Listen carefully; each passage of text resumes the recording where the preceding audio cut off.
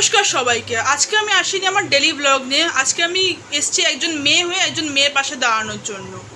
হ্যাঁ, আমি কথা বলছি আরজি করে সেই মর্মান্তিক ঘটনা নিয়ে, যেই ঘটনার কথা ভাবলেও আমাদের মেয়েদের বুকের ভেতরে শিউরে ওঠে।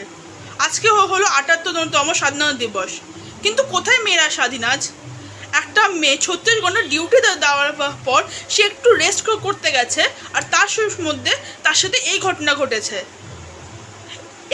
যারা এই ঘটনার সাথে জড়িত আছে তাদের সবাইকে সবার সামনে এসে এমন শাস্তি দেওয়া উচিত যে তাদের যদি কোনো ছেলে কোনো মেয়েকে দেখে এমন ক্রিমিনাল থট যদি মাথায় আসেও, তার এই ঘটনাটার কথা যেন ১০ বার মনে পড়ে যে একটা মেয়ের সম্মান কোনো খেলনা নয়, যে যখন চায় সে তাকে নষ্ট করে চলে যাবে। আমার যারা এই ঘটনার সাথে জড়িত আছে তাদের প্রত্যেকে গর্ত থেকে টেনে বার করে এমন শাস্তি দেওয়া উচিত যে কোনো ছেলে যদি কোনো মেয়ের দিকে বাজে নজরেও তাকায়, তার এই ঘটনার কথা যেন মনে পড়ে যে তাদেরও সেই একই শাস্তি হবে।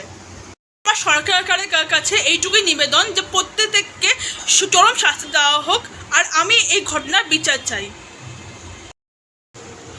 যাতে রেপ আর মার্ডার করার মতন ক্রাইম যেন কোনো ছেলে দুঃস্বপ্নেও না ভাবে, যাতে রাতে যে কোনো মেয়ে যে কোনো প্রফেশনাল ডিউটি করতে গেলে সে স্বাধীনভাবে ডিউটিটা করতে পারে, তার মনে যেন এই ভয়টা না থাকে।